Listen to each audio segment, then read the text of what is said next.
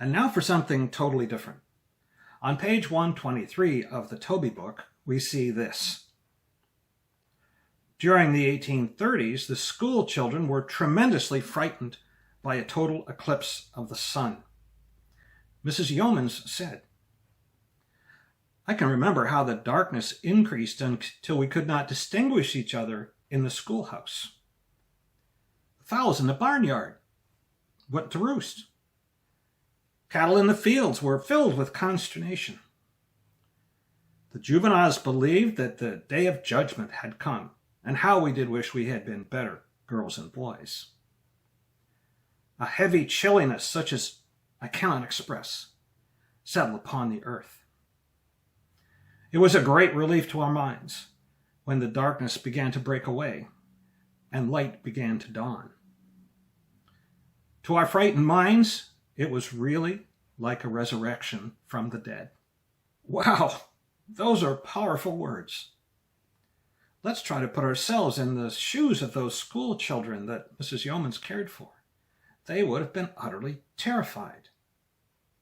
Of course, the context that Mrs. Yeomans provides is that of Judgment Day and resurrection from the dead.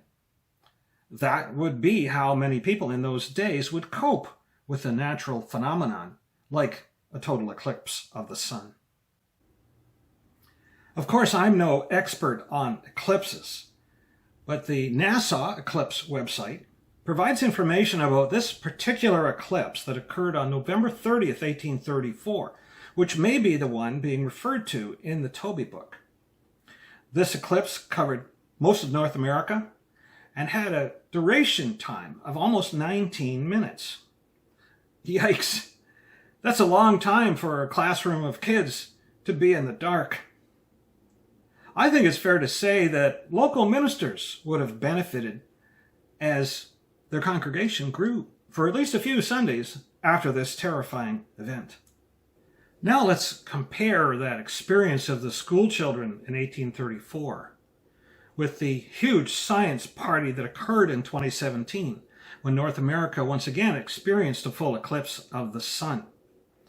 Do you remember how big this was? Millions of people took holidays and went to certain observation points around the continent just to observe the eclipse. Of course, after 183 years of scientific discoveries and technological developments, this is how the eclipse party looked in 2017 at Oregon State University. Very different from those scared school children in 1834. Well, I guess you can call that progress.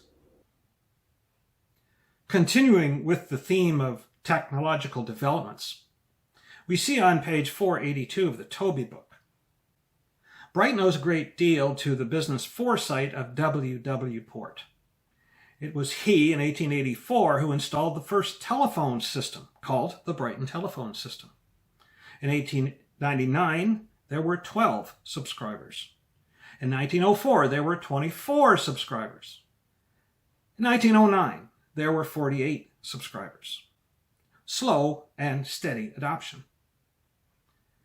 On page 557 of the Tobey Book, we see this ad, which shows that the merchants and professionals in Brighton advertised the telephone connection. It was seen as an additional service to the public.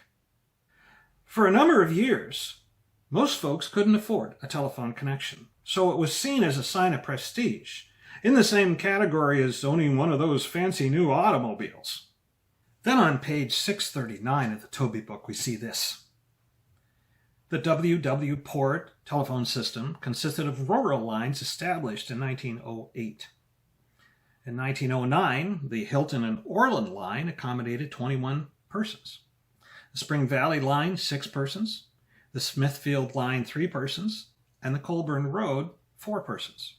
Again, slow and steady adoption. Then on page 660, we see even more progress. The Brighton Municipal Telephone System was established in 1914 after the purchase of the W. Port Rural System. At first, the lines were overloaded, and subscribers were asked to be patient when waiting for a line and to be considerate when using the line. It seems that many folks didn't get the message about telephone etiquette, and as a result, this regulation was passed in council. No person shall be allowed use of telephone for more than 3 minutes at one time. Any person or persons who will refuse to cease talking at the end of 3 minutes, when requested so by another user who wishes to use the line, shall be fined $1 for each and every offense. Looks like council meant business. I include this additional item at my peril, although it is pertinent as we continue with the telephone theme. On page 675 of the Tobey Book, we see this. Women were always considered to be good talkers, and in 1917 at Codrington, some of the men of the neighborhood remarked that the bad snowstorm recently putting the telephone out of order will allow the women to get their house cleaning done earlier. Well, Mr. Tobey was quick to add his own comment. He says, the author doubts if any country women ever got behind in their housework and house cleaning, and considers the above just a passing witticism.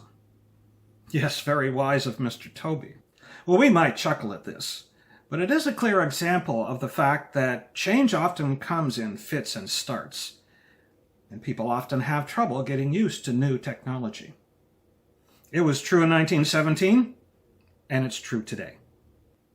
To finish with the telephone theme, we can see on page 740 of the Tobey Book. In 1937, William Wallace Port, the founder of the rural Brighton telephone system, died. He had been a school trustee, a church steward, and president of the Board of Trade.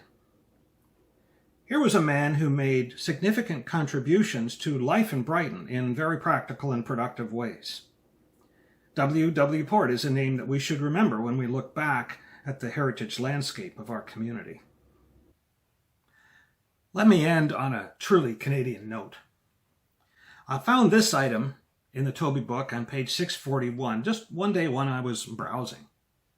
It says, in 1908, His Excellency Earl Grey, Governor General of Canada, reached Presqu'île Bay on the cutter Speedy, and a crowd of picnickers sailed out to the Speedy and sang Maple Leaf Forever.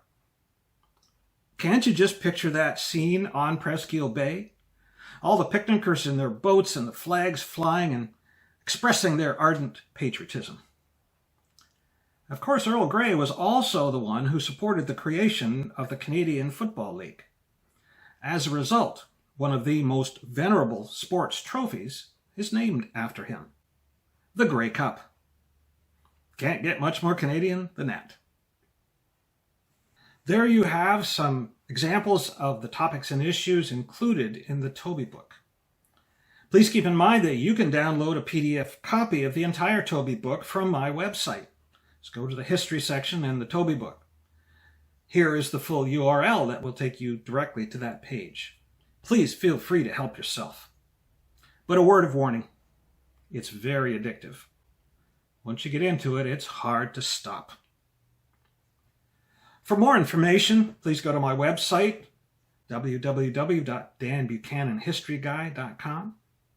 There's information here about my speaking events, issues we've dealt with, events that we've done. And you can look at information about my 3 books.